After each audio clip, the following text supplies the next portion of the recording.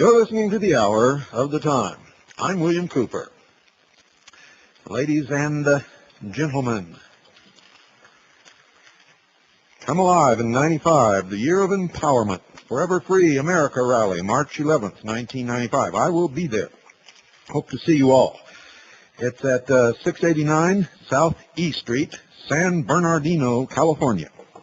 And you can call this number for information. It's 602-204-2386.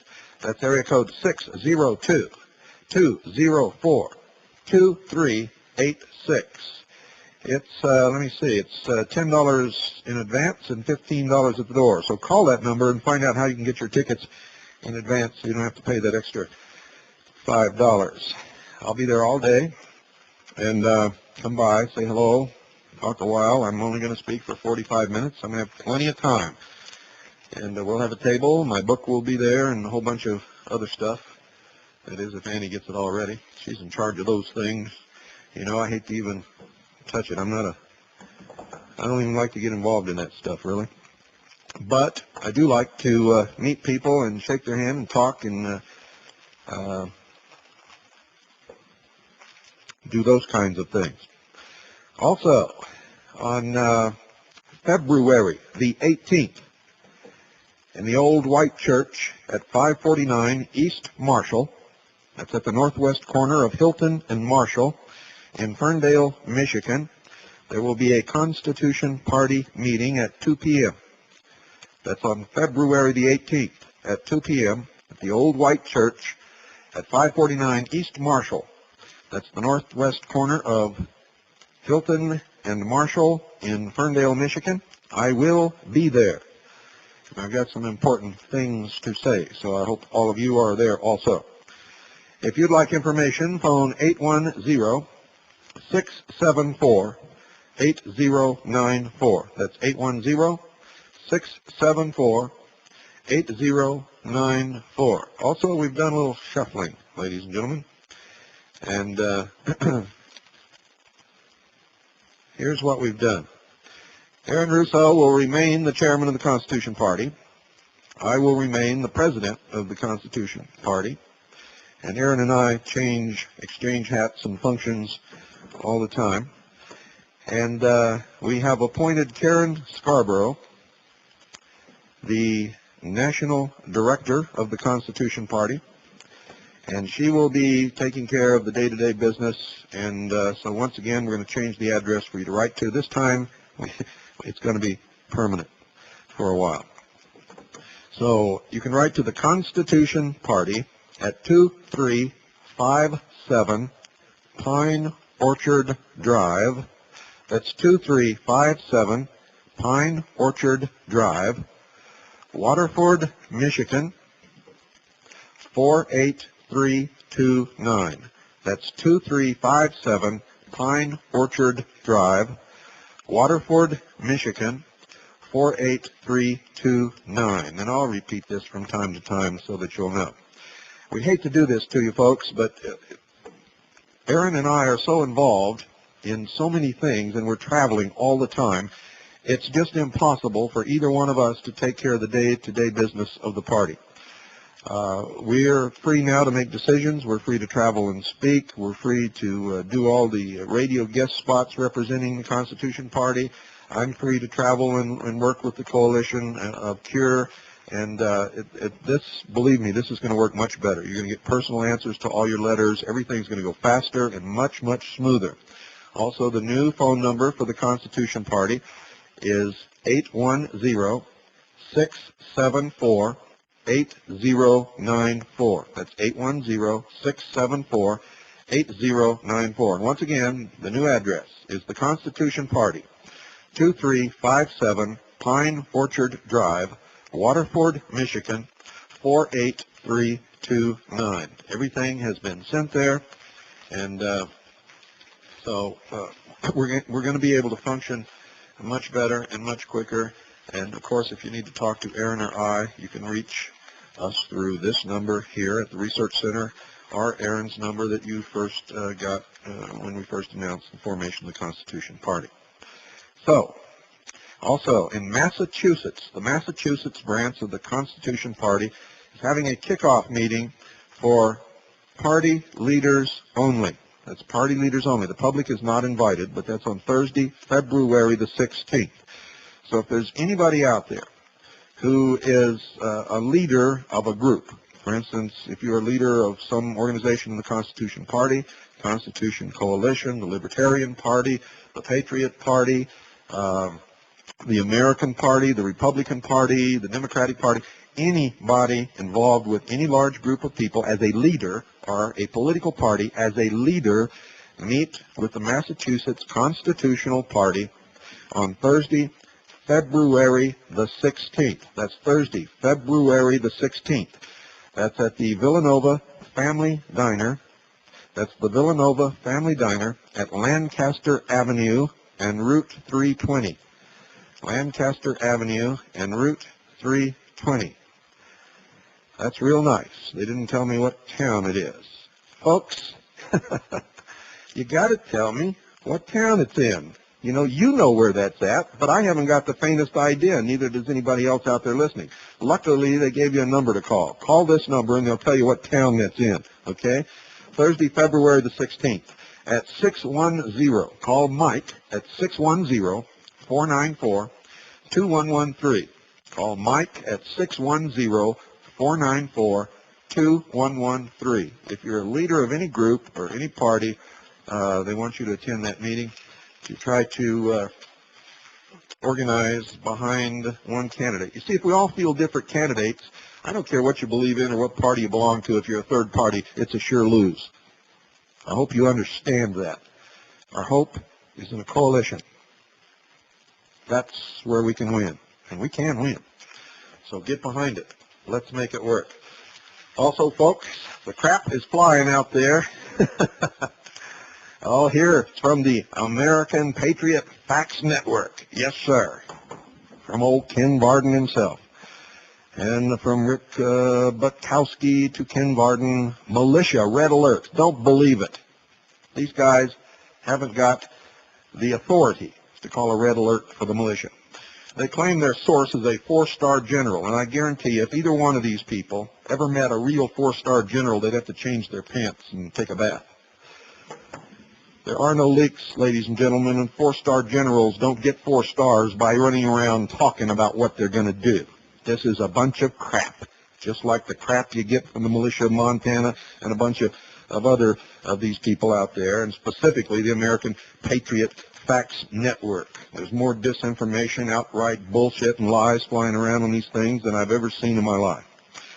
And it claims here, we have received a condition red alert nationwide on March 25th, 1995 at 4 a.m. A definite hit will be made on all militia units and other patriotic organizations. Source of this info is a 4-star general. And if you want to swallow that, folks, I got all kinds of things that I can charge you to shove down your throat. Oh, boy, where do these people come from? I don't know. But stand by because I've got some good stuff for you tonight. Don't go away.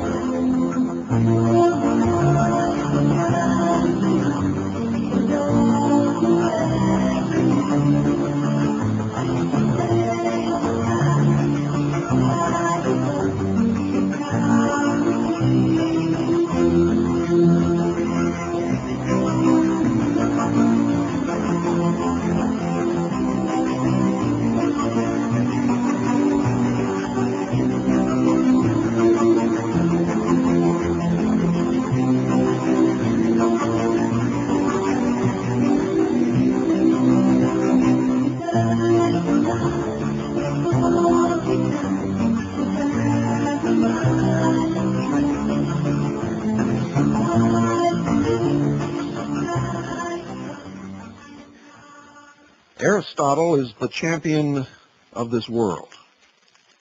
This is a continuation in our discussion of the philosophy that's bringing about this collectivism, socialism, communism, one world, socialistic government, all the lies that are flying across the country. They fly in the face of reason. Aristotle, the champion of this world, the champion of nature, as against the supernaturalism of Plato. Remember him? Denying Plato's world of forms, Aristotle, dear listeners, maintains that there is only one reality. We're talking philosophy here, not religion. Doesn't matter what you believe, just listen. The world of particulars in which we live is this reality, this one reality. The world men perceive by means of their physical senses, the only one you're capable of dealing with, the one in which you are surrounded with sensory perceptions. Universals, Aristotle holds, are merely aspects of existing entities, isolated in thought by a process of selective attention. They have no existence apart from particulars. Reality, he says, is comprised not of Platonic abstractions, but of concrete individual entities, each with a definite nature, each obeying the laws inherent in its nature. It is the outward manifestation of God, if you will, these laws. Aristotle's universe, you see, is the universe of science.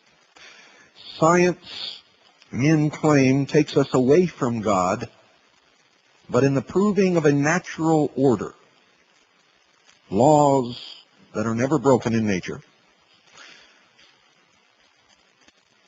the existence of God is confirmed. The physical world, in Aristotle's view, is not a shadowy projection controlled by divine dimension, but an autonomous, self-sufficient realm.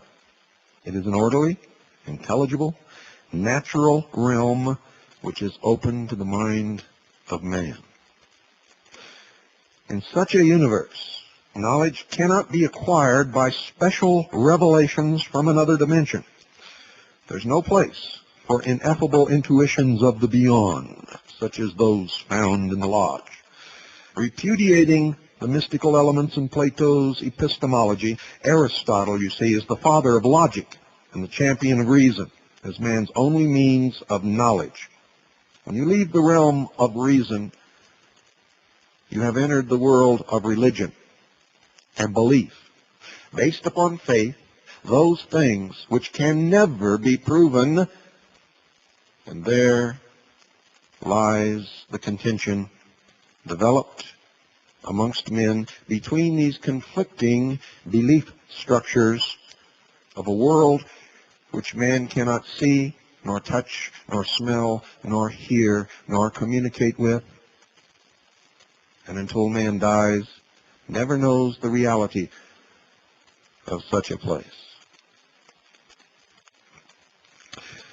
Aristotle holds that knowledge must be based on and derived from the data of sense experience. It must be formulated in terms of objectively defined concepts. It must be validated by a process of logic. For Plato, the good life is essentially one of renunciation and selflessness. Man should flee from the pleasures of this world in the name of fidelity to a higher dimension, just as he should negate his own individuality in the name of union with the collective. But for Aristotle, the good life is one of personal self-fulfillment. Man should enjoy the values of this world, using his mind to the fullest. Each man should work to achieve his own happiness here on earth, and in the process, he should be conscious of his own value. Pride, writes Aristotle, a rational pride in oneself and in one's moral character is when it is earned, and understand that, when it is earned the crown of the virtues. A proud man does not negate his own identity. He doesn't sink selflessly into the community. He is not a promising subject for the Platonic state, and that's why Americans will never make good communists. They will never make good little slaves in a socialist world. Although Aristotle's writings include a polemic against the more extreme features of Plato's collectivism, Aristotle himself is not a consistent advocate of political individualism. You see, his own politics is a mixture of statist and anti-statist elements. But the primary significance of Aristotle, or of any philosopher, ladies and gentlemen, does not lie in his politics. It lies in the fundamentals of his system, his metaphysics, and epistemology. It has been said that in his basic attitude toward life, every man is either Platonic or Aristotelian. The same may be said of periods of Western history. The medieval period, under the sway of such philosophers as Plotinus and Augustine, was an era dominated by Platonism. And during much of this period, Aristotle's philosophy was almost unknown in the West. But owing largely to the influence of Thomas Aquinas, Aristotle was rediscovered in the 13th century. The Renaissance, ladies and gentlemen, represented a rebirth of the Aristotelian spirit. The results of that spirit are written across the next 2 centuries, which men describe properly as the age of reason and the age of enlightenment. It's what brought us out of the inconsistencies and the terrible oppression and the superstitions of the Dark Ages. The results include the rise of modern science, the rise of an individualist political philosophy, the work of John Locke and others, which, quite frankly, are responsible, directly responsible for the ideals and principles upon which America was based. The consequent spread of freedom across the civilized world is one of the outcomes of the Aristotelian philosophy. And the birth of the freest country in the history of the world, in fact, the only country which ever truly set men free, the United States of America. The great corollary of these results, the product of men who were armed with the knowledge of the scientists and who were free at last to act, was the Industrial Revolution, which turned poverty into abundance and transformed the face of the West. The Aristotelianism released by Aquinas and the Renaissance was sweeping away the dogmas and the shackles of the old world, the past. Reason, reason. Freedom, freedom.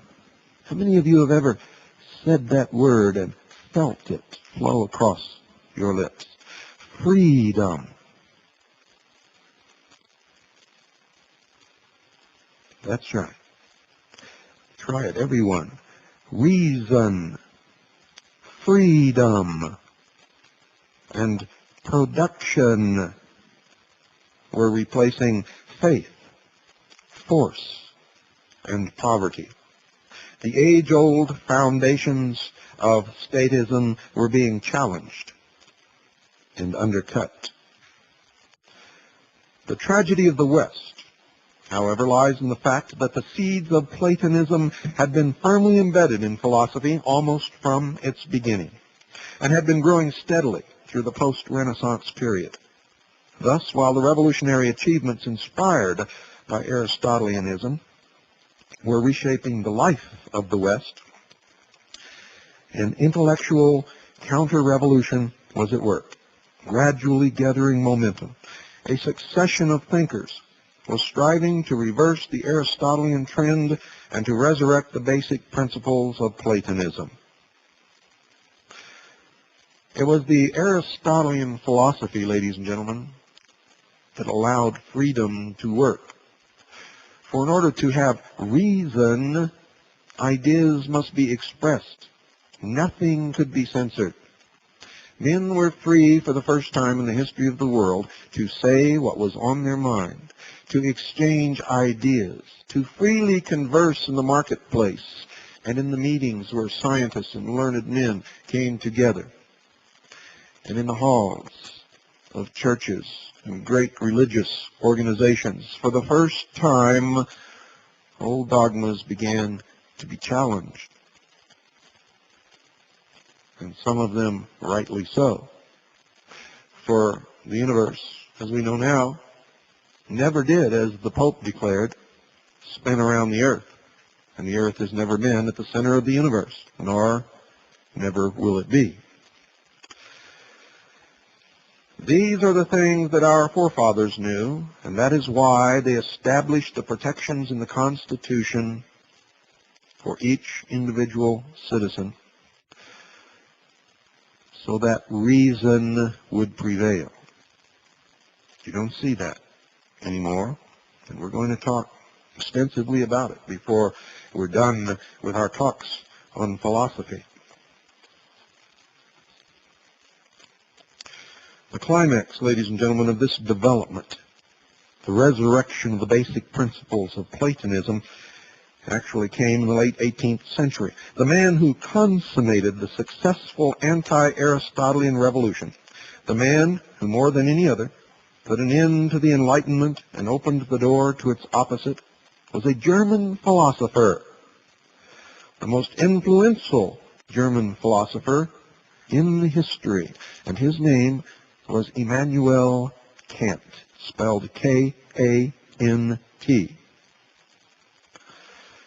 A very famous Masonic writer, who in one of his editions of the Masonic Encyclopedia, his name is Mackey, by the way, he said, to understand Freemasonry, one must understand Kant. And if one does not understand Kant, one cannot understand Freemasonry. Great revelation there. Most of you, no doubt, have never heard of this man. One of Kant's major goals was to save religion, including the essence of religious morality, from the onslaughts of science. His system represents a massive effort to raise the principle of Platonism in a somewhat altered form, once again to a position of commanding authority over Western culture. Kant, you see, places his primary emphasis on epistemological issues. His method of attack is to wage a campaign against the human mind. Man's mind, he holds, is unable to acquire any knowledge of reality. Well, it's clear that Immanuel Kant never in his life listened to the hour of the time. And it's true, because he died a long, long time ago. Just think how it would have changed the world if he could have listened to the hour of the time and gained a real taste of reality. For it was no different in his time than it is today. The common man was fed lie after lie after lie and was manipulated as a herd of sheep is manipulated by the dogs and the shepherd into the pens to be sheared and then up the hill to the slaughterhouse. In any process of cognition, according to Kant, whether it be sense experience or abstract thought, the mind automatically alters and distorts the evidence confronting it. It filters or structures the material it receives from reality in accordance with a set of innate and subjective processing devices whose operation it cannot escape. Now remember, this is according to Kant. He says the world that men perceive, therefore, the world of orderly spatio-temporal material entities, is essentially a creation of man's consciousness. What men perceive is not reality as it is, but merely reality as it appears to man, given the special structure of the human mind. Thus, for Kant, as for Plato, the universe consists of two opposed dimensions: true reality, a supersensible realm of things in themselves, in Kant's terminology, and a world of appearances which is not ultimately real, the material world men perceive by means of their physical senses. And this is where things begin to be twisted around. This is where wrong began to become right, and right began to become wrong, where morals began to disappear. Plato was more than a Platonist despite his mysticism, for he was a member of the mysteries. In fact, he describes his initiation in his writings. He was also a pagan Greek, and as such he exhibited a certain authentic respect for reason, a respect which was implicit in Greek philosophy, no matter how explicitly irrational it became. But the Kantian mysticism, however, suffers from no such pagan restraints. Kant threw reason out the window. His mysticism flows forth triumphantly, sweeping the prostrate human mind before it. Since man can never escape the distorting agents inherent in the structure of his consciousness, says Kant, quote, things in themselves, end quote, are in principle unknowable. Reason is impotent to discover anything about reality. If it tries, it can only bog down in impenetrable contradictions. Logic is merely a subjective human device, devoid of reference to or basis in reality. For according to Kant, the world around us is not real. Science, while useful as a means of ordering the data of the world of appearances, is limited to describing a surface world of man's own creation and says nothing about things as they really are. Man's own creation? Must men then resign themselves to a total skepticism? No, says Kant. There is one means of perceiving the barrier between man and existence. Since reason, logic, and science are denied access to reality, the door is now open for men to approach reality by a different, non-rational method. Non-rational.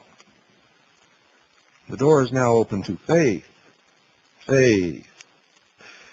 Taking their cue from their needs, men can properly believe, for instance, in God, and in an afterlife, even though they cannot prove the truth of their beliefs, and even though two different men, no matter that they believe the same thing, will argue amongst their own belief what is real and what is not real.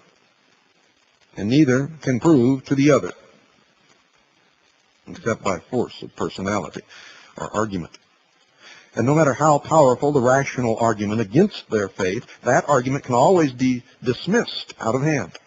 For one need merely remind its advocate that rational knowledge and rational concepts are applicable only to the world of appearances, not to reality.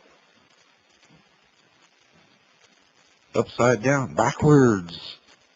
Kant was looking in a mirror. In a word, reason having been silenced, the way is cleared once more for an orgy of mystic fantasy. And that is what you see around you in the world today. For Kant swayed the minds of many. The name of this orgy, the philosophic term for the 19th century intellectuals' revolt against reason and the Enlightenment, is, ladies and gentlemen, Romanticism.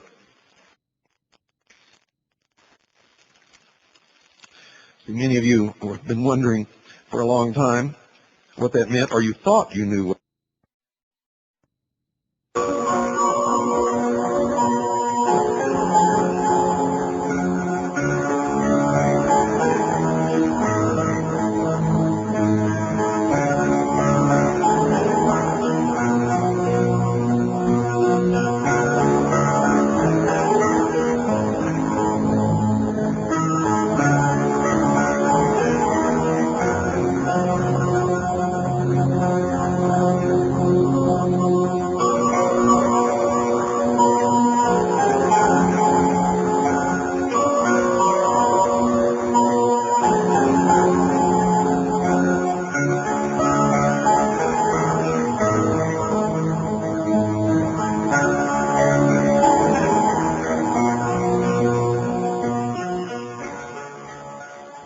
Ladies and gentlemen, if you understand the real world, the world that we perceive around us versus the fantasy world, the creation of many different minds, and depending upon who you talk to, the real world of Kant varies according to who's talking about it, or what religion they belong to, or how they perceive the other dimensionalities of the worlds of the extraterrestrials, the world of the ascended masters and the channelers and the New Age movement, and all these things. And there's nothing wrong with people believing this if they want to, as long as they don't infringe upon the right of others to believe what they want to.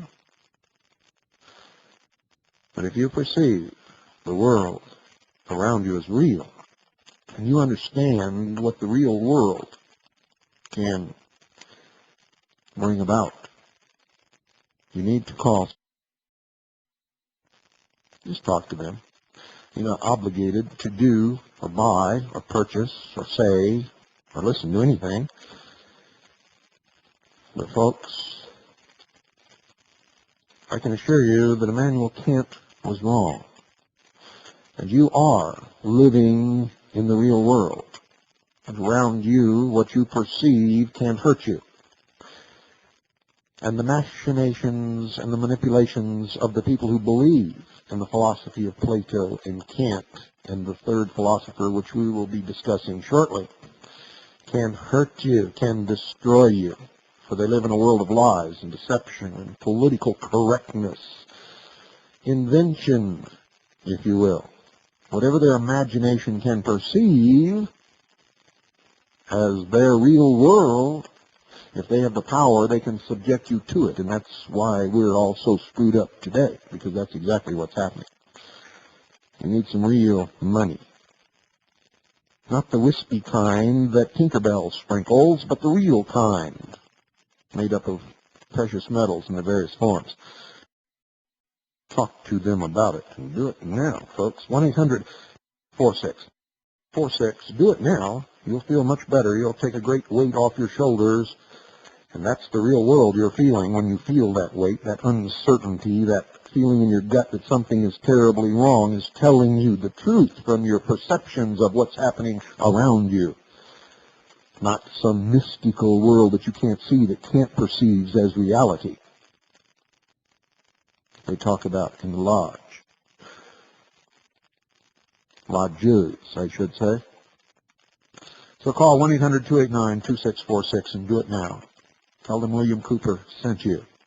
Tell them that you're a steady listener to the hour of the time, and you'll be given red carpet treatment. I guarantee it.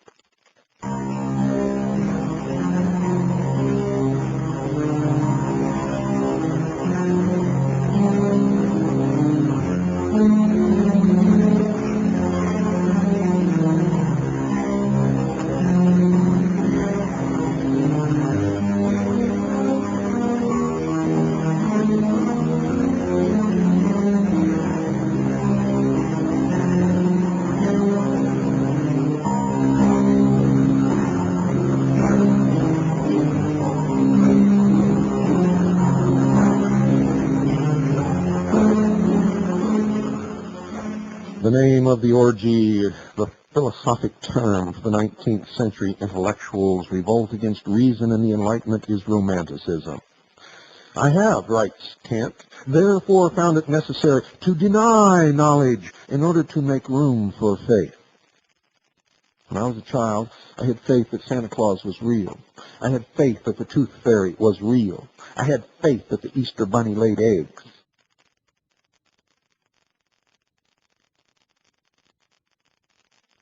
Kant also found it necessary to deny happiness. To deny happiness. Socialism denies happiness.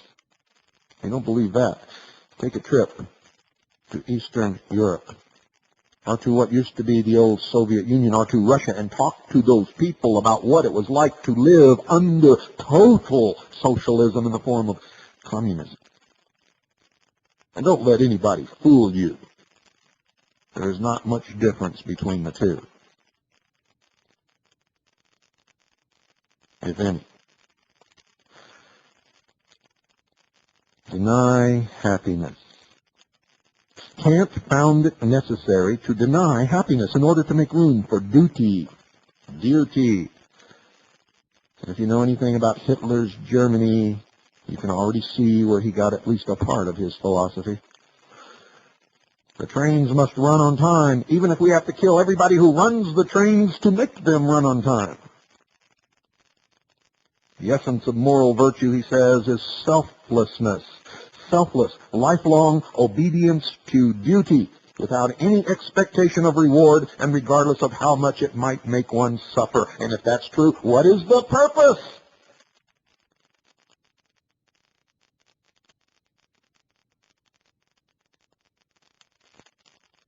Kant's attack on reason, this world and man's happiness, was the decisive turning point. As the main line of modern philosophy rapidly absorbed his basic tenets, the last elements of the Aristotelian approach were abandoned, particularly in Germany. Philosophers turned as a group to variants of Platonism, this time an extreme, militant Platonism, a Platonism shorn of its last vestiges of respect for reason. You see, it is Kant who made possible the sudden mushrooming of the Platonic collectivism in the modern world, and especially in Germany. Kant is not a full-fledged statist, but a philosopher's political views, to the extent that they contradict the essentials of his system, have little historical significance. Kant accepts certain elements of individualism, not because of his basic approach, but in spite of it, as a legacy of the Enlightenment period in which he lived. This merely suggests, ladies and gentlemen, that Kant did not ever grasp the political implications of his own metaphysics and epistemology. He didn't understand the effects of his own thinking. His heirs, however, did. A line of German Romanticist philosophers followed Kant in the 19th century, each claiming to be his true follower, each avid for a reality beyond this world and a means of knowledge beyond reason, each contributing his share to the growth of an impassioned collectivism that poisoned the intellectual atmosphere of Germany. The most famous of these men, the most influential, the ruling figure of 19th century philosophy, whose name you have heard me mention over and over and over again on this broadcast, was Hegel. Hegel, you see, is a post-Kantian Platonist, taking full advantage of the anti-Aristotelianism sanctioned by Kant. Hegel launches an attack on the root principles of Aristotle's philosophy, on the principles of Aristotelian logic, which even Kant had not dared to challenge directly. He didn't dare. Reality, declares Hegel, is inherently contradictory. It is a systematic progression of colliding contradictions organized in triads, trilateral of thesis, antithesis, synthesis, and men must think accordingly. Thesis, antithesis, synthesis. They should not strive for old-fashioned static consistency.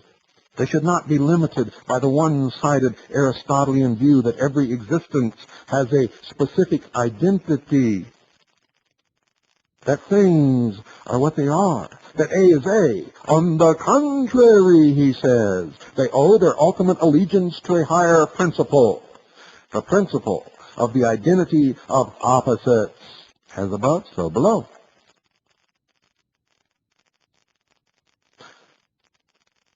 The principle that things are not what they are, that A is non-A. It was the mysticism that brought about the German SS, the new religion of Germany, dedication to duty, and the Volk. All a deception to bring the mass under control and to make the trains run on time. Hegel describes the above as a new conception of reason and as a new dialectic logic. On its basis, he proceeds to erect his own version of Platonism. Like Plato and Kant, he is an idealist in metaphysics. True reality, he holds, is a non-material dimension, beyond time and space and human sense perception. And if that is true, how in the hell did he find it?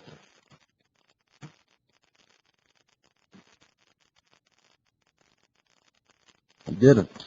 He invented it.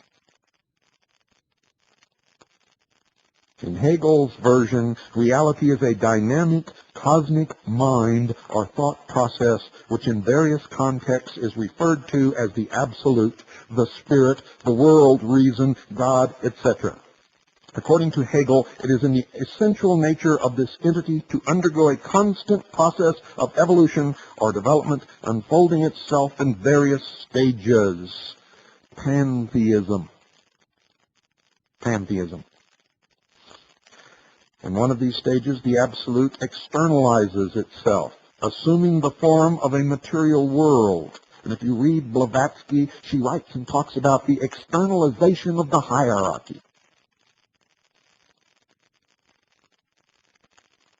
Continuing its career, it takes on the appearance of a multiplicity of human beings, each seemingly distinct from the others, each seemingly an autonomous individual with his own personal thoughts and desires.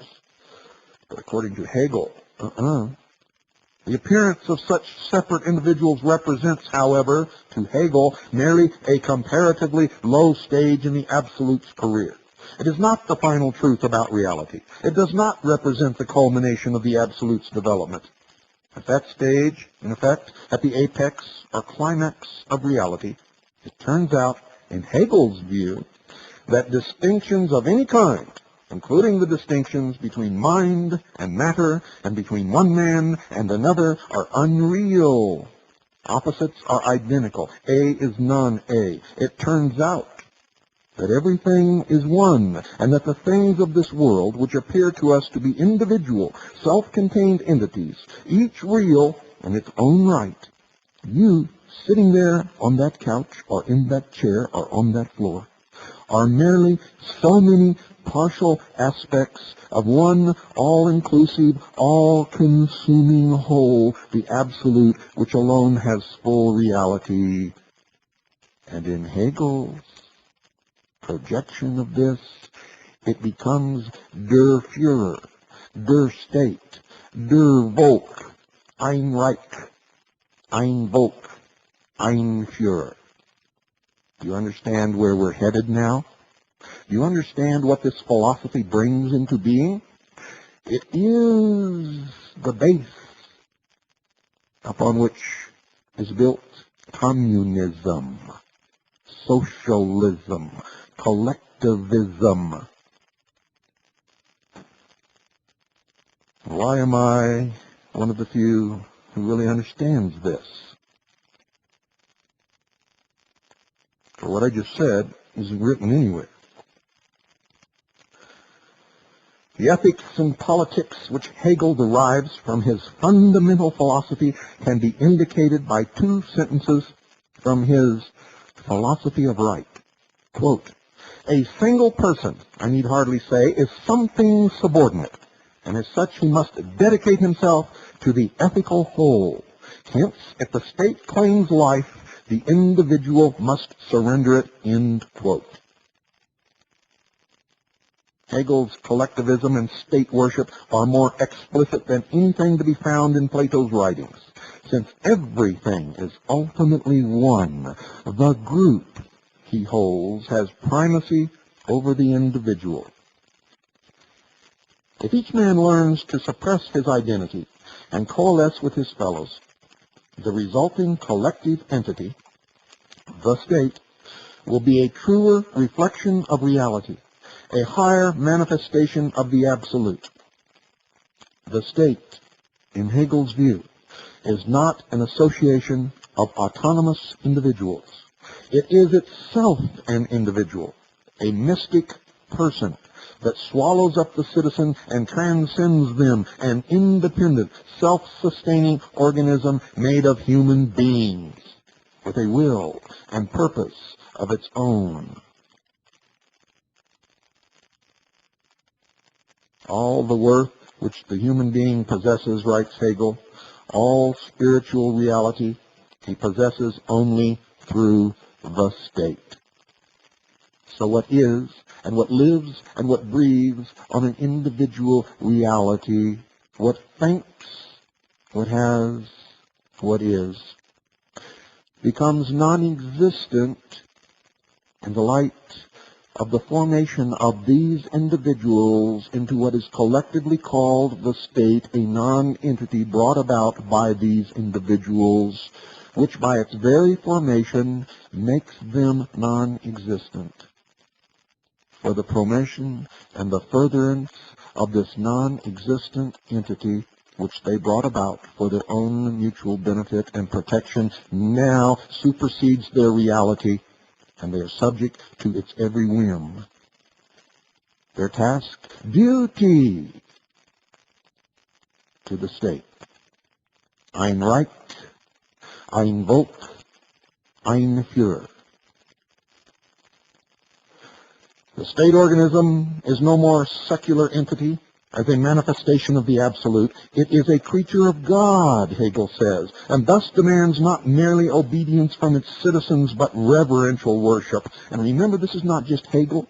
It began with Plato. It was expounded upon by Kant, and it was brought to its present form by Hegel. Reverential worship. The state is the divine idea as it exists on earth.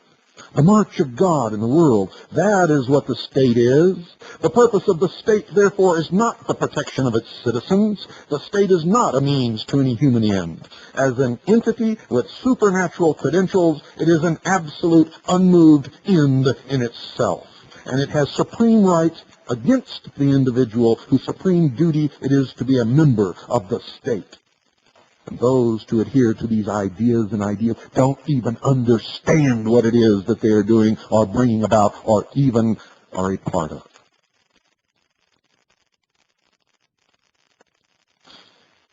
These are the kinds of political ideas which Hegel, more than any other man, injected into the mind of early 19th century Germany, perpetuated in a variety of forms.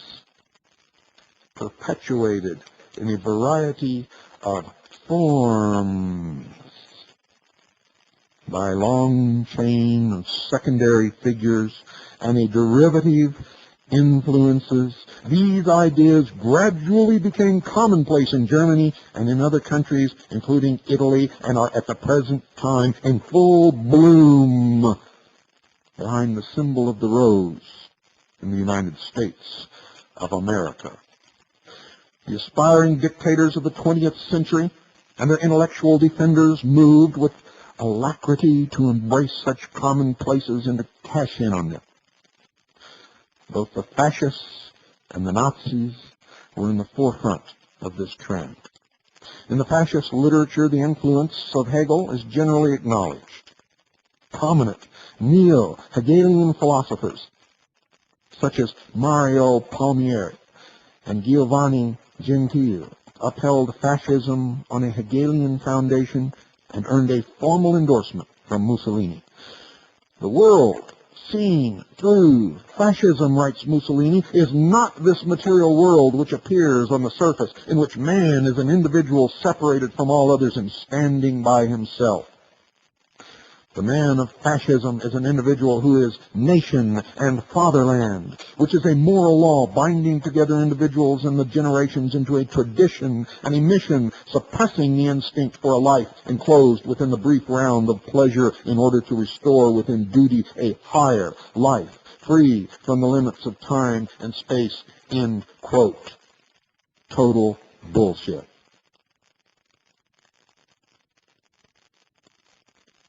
Nazi literature is not so overtly Hegelian in its formulations. Posing as the spokesman for a higher biological truth, the Nazis generally dropped the idealistic metaphysics of Hegel and even attacked him. Admittedly or not, however, the Nazis, like the fascists, rely completely on the ideas of Hegel, not only for their basic collectivist approach, but for many of the more specific political theories necessary to implement it in practice.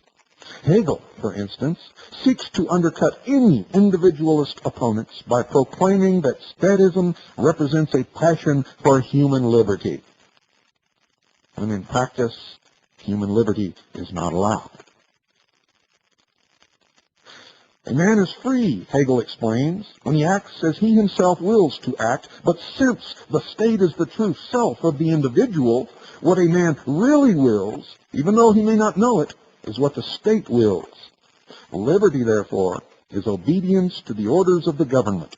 Such obedience guarantees true freedom for the real self, even if the illusory self is being sent to Auschwitz. The masses of men, notes Hegel, do not understand this viewpoint. The people, therefore, do not know what it wills. To know what one wills, and still more to know what the absolute will, reason wills, is the fruit of profound apprehension and insight, precisely the things which are not popular. Hence, Hegel, like Plato, is opposed to the theory of popularly elected representative government.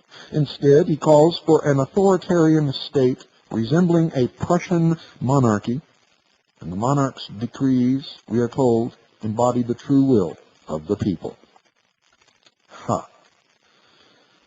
And if liberty is to be the attribute of the real man, says Mussolini, and not of the scarecrow invented by the individualistic liberalism, then fascism is for liberty.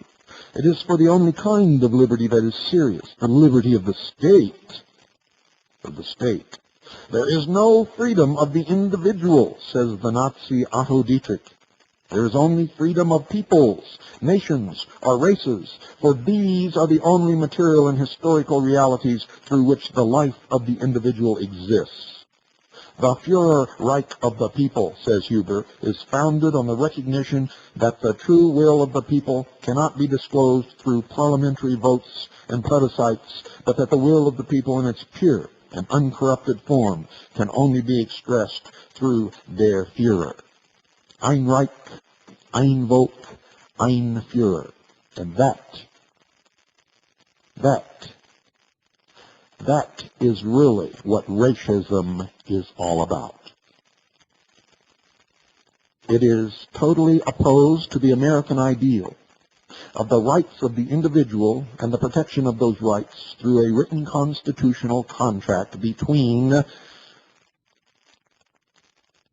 the government and the states, and another written contract between the states and the people to protect the individuality and the right of every single citizen to be an individual and worship at the altar of his or her choice, and to do or say or speak or feel anything that he or she wishes, as long as they do not infringe upon the rights of others or hurt the person or property of any other citizen. Good night. God bless you all. And God save this republic.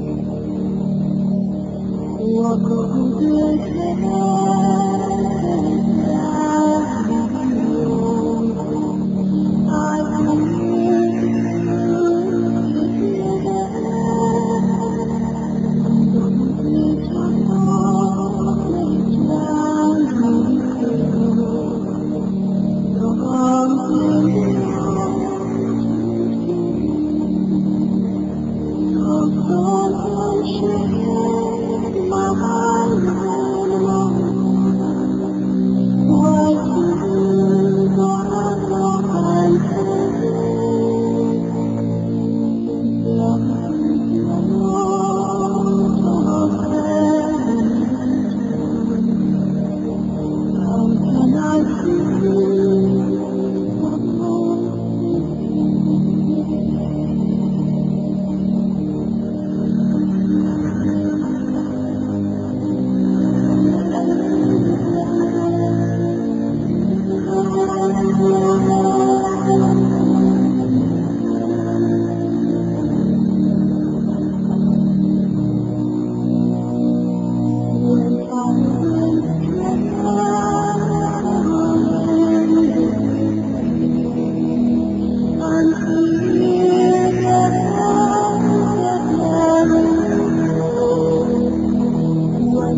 we dream,